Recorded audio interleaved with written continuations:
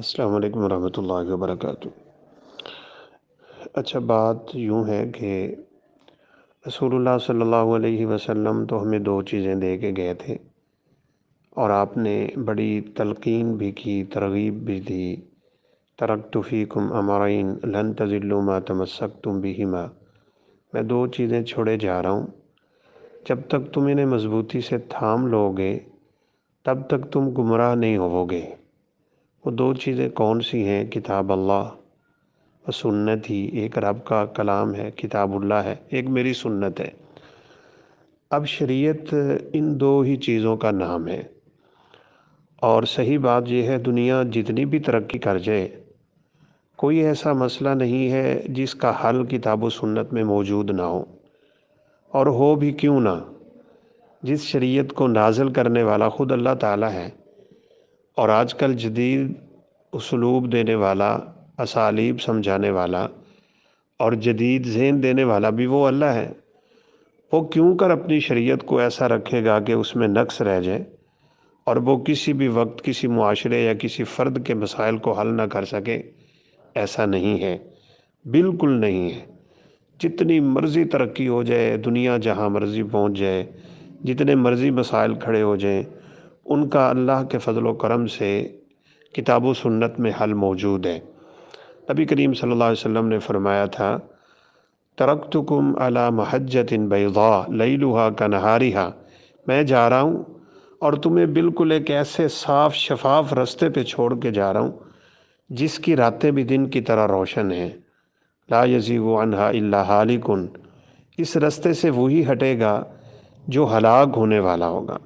اب تھوڑا سا وقت گزرنے کے بعد نبی کریم صلی اللہ علیہ وسلم دنیا سے گئے، آپ کے صحابہ چلے گئے، صحابہ سے علم سیکھنے والے وہ لوگ چلے گئے، تو دین میں مختلف لوگوں نے اپنی اپنی چیزیں، اپنی اپنی رائے، اپنی یعنی اجتہادات اور قیاس، نہ جانے کیا سے کیا داخل کر دیا۔ کوئی کہتا ہے جی اگر آپ فقہ کو نہیں سمجھیں گے تو بھینس کیسے حلال ہوگی، کوئی پتہ نہیں کیا کیا شگوفے بیان کرتے ہیں۔ تو جیسے میں نے اشارہ دے دیا کہ ہر چیز کا حل کتاب و سنت میں موجود ہے، بس یہ ہے کہ کوئی کم جانتا ہے، کوئی زیادہ جانتا ہے۔ تو نبی کریم صلی اللہ علیہ وسلم کے چھوڑے ہوئے دین کو ہم کتاب و سنت سے سمجھیں گے بس۔ اب جو لوگ ادھر ادھر نکلے، کوئی فقہ حنفی میں داخل ہو گیا، کوئی فقہ مالکی میں، کوئی شافعی میں، کوئی کہاں، اور پھر اوپر سے یہ کہتے ہیں کہ جی یہ چار نہریں ہیں ایک ہی جگہ سے نکل رہی ہیں، ایک شافعی نہر ہے، ایک حنفی ہے، ایک مالکی ہے، ایک حنبلی ہے۔ ہم ان کی مخالفت نہیں کرتے کہ وہ نعوذ باللہ کوئی ناجائز لوگ تھے یا کوئی دین سے ہٹے ہوئے تھے، لیکن شریعت تو ان پہ نازل نہیں ہوتی ہے۔ اس دنیا میں کوئی ایسا شخص نہیں رسول اللہ صلی اللہ علیہ وسلم کے علاوہ جس کی بات کو رد نہ کیا جا سکتا ہو۔ خود امام ابو حنیفہ رحمۃ اللہ علیہ نے فرمایا تھا، میری بات حدیث کے مخالف ہو سکتی ہے، میں انسان ہوں، اگر ہو جائے تو میری بات چھوڑ دیں اور قرآن و سنت پہ عمل کریں۔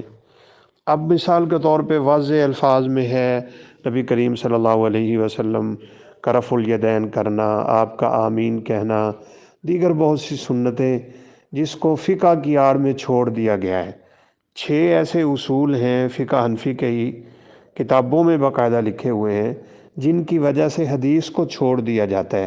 میں وہ بیان کروں گا تو یقیناً بات لمبی ہو جائے گی، لیکن مزے کی بات یہ ہے کہ اپنی مرضی کی، اپنے مذہب کے مطابق کی جو حدیث ہوتی ہے اسی اصول کے تحت ٹھکرائی جا رہی ہوتی ہے، لیکن اس کو قبول کر لیا جاتا ہے۔